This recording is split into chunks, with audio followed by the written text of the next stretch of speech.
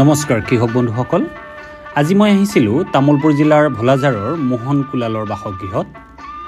তেখেতে যোৱা 7 বছৰ ধৰি উন্নত জাতৰ ছাগলীৰ লগতে বিভিন্ন ধৰণৰ স্থানীয় জাতৰ ছাগলী পালন কৰি আহিছে। কৃষক বন্ধুসকল, ছাগলীৰ বাবে প্ৰয়োজন এটি ভাল গঁৰাল। সেই উদ্দেশ্য আগত ৰাখি মোহন কুলালেও সাজি উলিয়াইছে এটি সুন্দৰ ছাগলী গঁৰাল। আজি তেখেতে আপোনালোকক ক'ব ছাগলী পালনৰ অভিজ্ঞতাৰ সবিশেষ। কৃষক বন্ধুসকল, ভিডিঅ'টি চাই ভাল পালে কমেণ্ট কৰিব নাপাহৰিব। আহক আৰম্ভ কৰোঁ মোহন কুলালৰ ছাগলী পালনৰ বিশেষ অভিজ্ঞতা সামৰি আজিৰ এই ভিডিঅ'টি। খুব ধুনীয়া প্ৰচেছ। আৰু এইখিনি আপোনাৰ যিখিনি ফাৰ্মৰ ছেট বনালে, এইখিনি এলেকাত আপোনাৰ এইখিনিৰ পৰা এইখিনি কিমান এলেকা ৰাখিছে? মানে এনেকুৱা ধৰণৰ ছেট এটা, এইটো মানে মুকলিভাৱে ৰাখিছে, এটা মুকলিভাৱে ৰাখিছে। ইয়াত বিভিন্ন ধৰণৰ ছাগলী আছে আৰু এইটো হৈছে আপোনাৰ ৰাতি ৰখাৰ কাৰণে। আপুনি কিমান বছৰ ধৰি এই পালনৰ লগত জড়িত? 7 বছৰ হ'ল মানে ফাৰ্মিং লাইনত অহা। মুখ্যতঃ আপুনি কেনেকুৱা ধৰণৰ ছাগলীবিলাক পালন কৰিছে? আমাৰ লোকেল ছাগলী আৰু বিটেল লগাই কৰিছে নহয় জানো? হয়, পোনপ্ৰথমে মোৰ বিটল আৰু লোকেল আছিল। প্ৰথমতে কিমানটা ছাগলীৰ পৰা আৰম্ভ কৰিছিল আৰু বৰ্তমান কিমানটা ছাগলী আছিলে? পোনপ্ৰথমে মোৰ 4টা ছাগলী আছিল, বাকী ছাগলী 4টা আছিলে। তাৰপিছত পঠা, তাৰ পৰাই মোৰ বৃদ্ধি হৈ হৈ এটা সময়ত মোৰ 100ৰ ওপৰত গৈছিল। শিক্ষকতা কৰোঁ। আপুনি ধুনীয়াকৈ আপোনাৰ ছাগলী পালনৰ কাৰণে আপুনি ছাগলী ছেটটো বনাই ৰাখিছে। তো ছেটটো কেনেকৈ বনাইছে, কিমান খৰচ হ'ল, আপুনি এনেকৈ ছাগলী পালন কৰিলে লাভজনক হয়নে নহয়, বা আপুনি খাদ্যৰ কাৰণে আপুনি ব্যৱস্থা কৰিছে নহয় জানো? তো কেনেকৈ কৰিছে অকণমান বুজাই দিব। গৈ শেষত মই সম্পূৰ্ণ কৰিব নোৱাৰিলোঁ। সম্পূৰ্ণ কৰিব নোৱাৰাৰ ফলত মানে এনেকুৱা আধৰুৱা হৈ আছে। মই ইয়াত মানে ছাগলীক ঘাঁহ দিয়াৰ দৰে মানে ইয়াত বনাইছিলোঁ।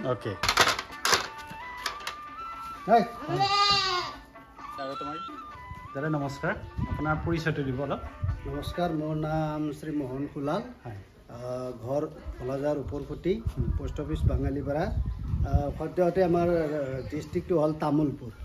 আপুনি ইমান ধুনীয়াকৈ এখন মানে গোট ফাৰ্মিং কৰিছে, ছাগলী পালন কৰি আছে। আপুনি কিমান বছৰ ধৰি এই পালনৰ লগত জড়িত হৈ আছে ছাগলী পালন?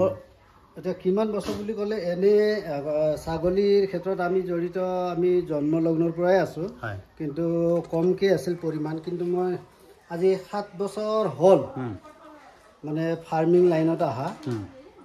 7 বছৰ মূৰত মোৰ বিটল আছিল, তাৰপিছত এতিয়া বৰত গৈছোঁ, বৰ আছে, বৰৰ পোৱালিবিলাক ইয়াত দেখা পাইছে। মুখ্যতঃ আপুনি কেনেকুৱা ধৰণৰ ছাগলীবিলাক পালন কৰিছে? আমাৰ লোকেল ছাগলী আৰু বিটেল লগাই কৰিছে নহয় জানো? হয়, পোনপ্ৰথমে মোৰ বিটল আৰু লোকেল আছিল।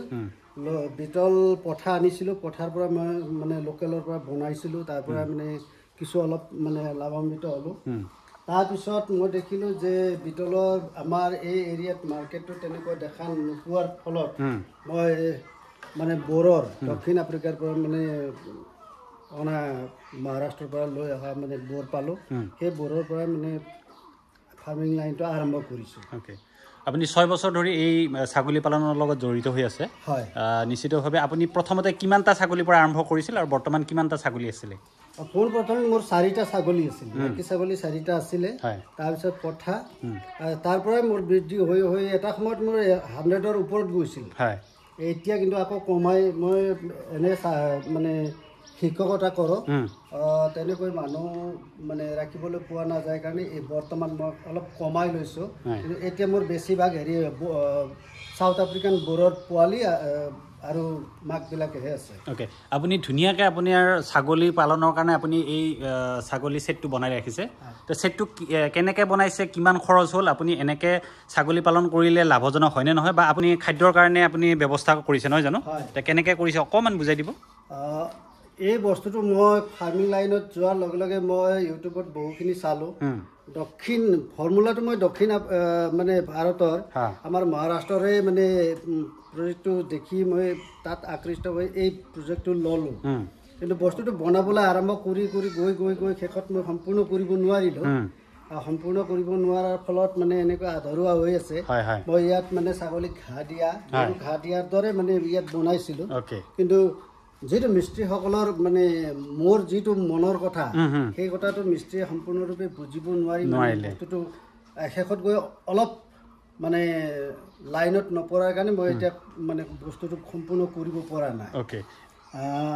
এতিয়া আপুনি এইখিনি যে বনাইছে আমি জনাত যিসকল ছাগলী ফাৰ্মাৰৰ লগত আমি কথা পাতি থাকোঁ তেওঁলোকে কয় যে ছাগলী সদায় ওপৰত ৰাখিব লাগে আপুনি পাকাৰে এইবিলাক বনাই দিছে নহয় জানো তো এনেকৈ বনাওঁতে কিবা অসুবিধা পাইছে নেকি কৃষকসকলে যদি কিবা বনাব বিচাৰে খুব সুন্দৰ মানে প্ৰশ্ন এইটো হয় দেখা যায় মানে চাংঘৰ ছাগলীৰ কাৰণে মানে খুব পাৰফেক্ট বুলি কোৱা হয় হয় হয় মই কিন্তু আজি 7 বছৰে ধৰি এনেকুৱা এই বস্তুটোতে মই ৰাখি আছো ইয়াত মই সন্ধিয়া হ'লে চাংবিলাক পাতি দিওঁ সৰু সৰু চাং বনোৱা আছে মই সেনেকৈ মানে হেৰি কৰোঁ আৰু ইয়াত মানে সহজ মোৰ কি হৈছে চাং মানে এনেকুৱা ধৰণৰ চাং নহয় জানো এইবিলাক চাং পাতি চাংবিলাক ৰাখি দিওঁ মানে সেই চাংবিলাক পাতাৰ কাৰণটো কি কাৰণটো হ'ল মানে যিটো ৰাতি তেওঁ মানে ছাগলীবিলাকে পেচাব কৰে তাত যে লেতেৰি পেতেৰি হৈ থাকিব নোৱাৰে সেইটো পৰিষ্কাৰেই থাকিব কিন্তু পিছদিনাখন মোৰ ৰাতিপুৱা উঠি সেই চাংবিলাক চাইড কৰি পেলাই ইয়াত চাফা কৰাৰ সুবিধাটো থাকিব হয় প্ৰত্যেক দিনে মই চাফা কৰোঁ আৰু সপ্তাহৰ মূৰত মই ইয়াত মেডিচিন ইউজ কৰোঁ অ'কে এতিয়া আপুনি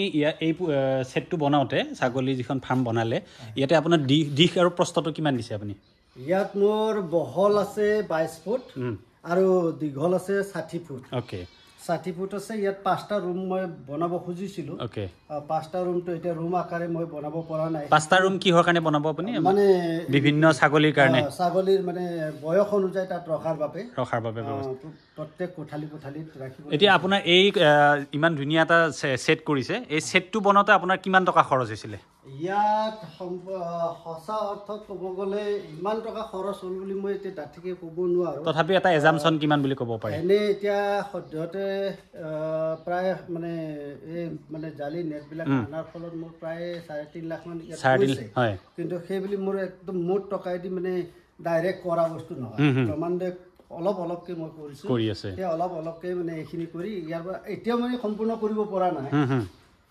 এটোও সম্পূৰ্ণ কৰিম লাহেকৈ ওকে এতিয়া আপোনাৰ ইয়াত 3.5 লাখ মান টকা খৰচ হৈছে বুলি ভাবিছে ন ইয়াত কিমান ছাগলী আপুনি পুহিব পাৰিব ইয়াত মই যদি 5টা ৰুম বনাওঁ এই 5টা ৰুমৰ ভিতৰত যদি মই ছাগলী ৰাখোঁ ইয়াত মোৰ অতি কমেও 60টাৰ পৰা 70টা ছাগলী ৰাখিব পাৰিব এতিয়া আপুনি 6 বছৰ ধৰি আপুনি ছাগলী পালন কৰি আহিছে মুখ্যতঃ আপুনি কোনবোৰ ছাগলী আমাৰ ফাৰ্মাৰ মানে কৃষকসকলৰ কাৰণে উপযোগী আৰু আমাৰ অসমৰ জলবায়ুত এইটো ভালদৰে সংপৃক্ত হৈ থাকিব পাৰে ছাগলী বুলি কোৱাৰ লগে লগে আচলতে আমাৰ এই অসমত আমাৰ লোকেল থলুৱা জাতৰ প্ৰজাতিও বেষ্ট হয় বেষ্ট কাৰণ ইহঁতৰ ওপৰত মানে সিমান বেমাৰ আজাৰ নহয় তাৰপিছত এটা আজিকালি বেছিভাগ মানে আমাৰ অসমৰ কিছু ঠাইত দেখা গৈছে যে বিটলৰ মানে প্ৰযোজ্যতাটো বেছি মানে ইউটিউববিলাক চাই দেখিবলৈ পাইছোঁ মই মানে বিটলত দেখা পালোঁ যে বেমাৰটো বেছি আমাৰ অসমৰ জলবায়ুৰ লগত বৰ বিশেষভাৱে ইমান এটা হেৰি নহয় হয়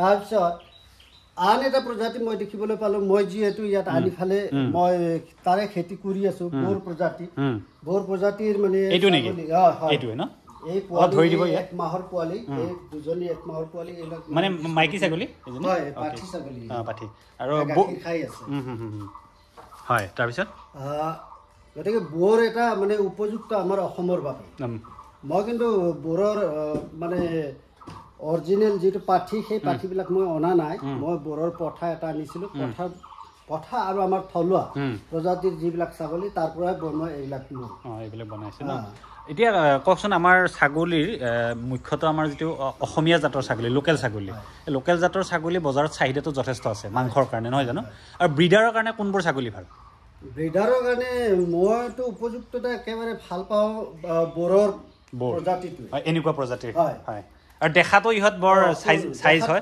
দেখাত সুন্দৰ আৰু কিনিবলৈ অহা লোকজনেও বা কাষ্টমাৰজনেও মানে দেখিলেই পছন্দ কৰে খুব সুন্দৰ আৰু এতিয়া কওকচোন আপুনি ইমান বছৰ কাম কৰিলে 6 বছৰ ধৰি আপুনি তাৰ লগত শিক্ষকতাও কৰি আছে গতিকে ছাগলী পালনটো এটা আপোনাৰ নিচা বুলিও ক'ব পাৰি নহয় জানো নিচাৰ লগতে পেছা যদিও হয় নিচা আছে নিশ্চিতভাৱে কিন্তু এতিয়া কওকচোন আপোনাৰ উপাৰ্জন কেনেকুৱা এজন কৃষকে যদি কৰিব বিচাৰে আপোনাৰ নিচিনাকৈ তেতিয়া ইয়াৰ উপাৰ্জন কেনেকুৱা আমাৰ উপাৰ্জন এতিয়া মানে ক'বলৈ গ'লে আমাৰ খেতিয়ক পালকসকলে এতিয়াই যে মই ফাৰ্ম এখন বনাইছোঁ বা ইয়াত ছাগলী আনি পেলাই ভৰাম আৰু এই ছাগলী ভৰাইছোঁ কালি মই উপাৰ্জন পাম সেইটো কিন্তু কেতিয়াও নহয় ছাগলী আনি ফাৰ্মত সোমোৱাৰ পিছত অতি কমে 1 বছৰটো আমি চাব লাগিব সিহঁতক লালন পালন সিহঁতৰ বেমাৰ আজাৰ ইত্যাদি শিকি লৈ তাৰপিছত উপাৰ্জনবিলাক মানে চাব লাগিব উপাৰ্জন কেনেকৈ কিমান আমি মানে বিক্ৰী কৰিব পাৰিম ক'ত নিলে মানে ছাগলীবিলাক বিক্ৰী হয় মাৰ্কেটটো কিমান পাম বা গ্ৰাহকজন আহিল সেই গ্ৰাহকজনৰ লগত এবাৰ আহিল এই একেবাৰে যে সেই গ্ৰাহকজনক বহাই থম সেই আকাৰে আমি উপাৰ্জন চাব নোৱাৰিম উপাৰ্জনটো আমি চাব লাগিব যে মই কিমানখিনি মানে আগুৱাই যাব পাৰিম আৰু কিমানখিনি মই ৰাখিব পাৰিম সেইখিনি মেইনটেইন কৰিহে আৰু তাৰ উপৰি আৰু ঘাঁহৰ কথা আছে ঘাঁহ মোৰ নেপিয়াৰ 4 প্ৰকাৰৰ নেপিয়াৰ মোৰ আছে নেপিয়াৰ ইয়াতে কৰিছে আপুনি নিজাকে কৰি লৈছে নিজা লগাই আছে ৰেড নেপিয়াৰ আছে আপোনাৰ স্মাৰ্ট নেপিয়াৰ আছে এতিয়া ওচৰতে আছে অলপ দূৰত আছে পথাৰত লগাইছো ছাগলী মানে পালন কৰিব লাগিলে তাৰ খাদ্যৰ যোগানৰ কথা চিন্তা কৰিব লাগিব গতিকে আপুনি নেপিয়াৰ ইতিমধ্যে লগাইছে তাৰ উপৰি আপুনি কৃত্ৰিম দানা খুৱাব লাগে চাগে না কৃত্ৰিম দানা বুলি কোৱাৰ লগে লগে এতিয়া চাওক মোৰ ছাগলী পালনৰ ক্ষেত্ৰত মোৰ মানে যিটো পঠা জন্ম হৈছে পঠাটো জন্ম হৈ যিটো খাই কৰি ৰখা প্ৰক্ৰিয়াটো মোৰ নাই মোৰ ছাগলীবিলাক জন্ম পাব মাকবিলাক ৰাখিছোঁ সেই পাঠাবিলাকেহে মই বিক্ৰী কৰোঁ তাৰপিছত মানে তাৰ যিটো উপাৰ্জন সেই উপাৰ্জনটো হিচাপ কৰোঁ আৰু মানে ঘাঁহৰ ওপৰত ডিপেণ্ড কৰে ঘাঁহ মই কিমানখিনি লগাব পাৰিম কিমানখিনি থাকিলে মই মানে বছৰটো ছাগলীবিলাকক ইমান ছাগলীক মই পাৰ কৰিব পাৰিম সেইখিনিতো নলেজ নিজৰ থাকিব লাগিব এতিয়া বেমাৰ কেনেকুৱা ধৰণৰ ছাগলী বেমাৰ কি ধৰণৰ হ'ব পাৰে এতিয়া বেমাৰ বুলি কোৱাৰ লগে লগে পোনপ্ৰথমে যেতিয়া মই বিতল ছাগলী আনি পেলাই সোমাইছিলোঁ তেতিয়া কিন্তু মই বৰ মানে কষ্ট পাইছিলোঁ মানে ৰাতিপুৱা মানে চোৱা চিতা কৰি স্কুললৈ যাওঁ আহিকে দেখিবলৈ পাওঁ যে সি একদম মানে মন মাৰি বহি আছে এতিয়া মই কোনো টেনশ্যন নাই এতিয়া একদম ফ্ৰী আৰু এতিয়া যদি মানে কোনোবা ছাগলী বা পোৱালীয়ে যদি মন মাৰি বহি আছে মোৰ চকুত ছাগলীবিলাকক এক পাক যোৱাৰ লগে লগে তাত কি হৈছে সেইটো কিন্তু মোৰ চকুৱে ধৰা পেলায় আৰু লগে লগে মোৰ ট্ৰিটমেণ্ট মানে অভিজ্ঞতায়ো বহুত কথা শিকায় নহয় জানো গতিকে আপুনি আমাৰ যিসকল নতুনকৈ উঠি আহিছে শিক্ষিত নিবনুৱা তথা আমাৰ কৃষকসকলে যদি ছাগলী পালন কৰিম বুলি ভাবে তেতিয়াহ'লে আপুনি তেওঁলোকক কি উপদেশ দিব ইমান বছৰ ধৰক আপুনি কাম কৰি আছে কি উপদেশ দিব আপুনি মই উপদেশ এইটোৱে দিব খুজিম যে আমাৰ অসমৰ লোকসকল বা খেতিয়কসকল একেবাৰে মানে টকা পইচা দি মানে ওপৰ শ্ৰেণী নহয় কম পইচা নিম্ন মধ্যবিত্ত গতিকে তেওঁলোকে আহক ছাগলী পোহক ছাগলী পুহি তেওঁলোকে শিকক শিকি লৈ নিজৰ উপাৰ্জনটো কৰিবলৈ শিকক ঘৰখন এখন সুন্দৰকৈ মানে চলাৰ এটা পন্থা ইয়াত আছে ভালদৰে মানে কাম কৰিলে ইয়াত যথেষ্ট লাভ আছে কিন্তু অলপ ধৈৰ্য ধৰিব লাগিব যিকোনো কামত ধৈৰ্যটো থাকিব লাগিব ধন্যবাদ জনাইছোঁ আপোনাক পুনৰ ধন্যবাদ জনাই আপোনাৰ আজি ভিডিঅ'টো অন্ত কৰিছোঁ আপুনি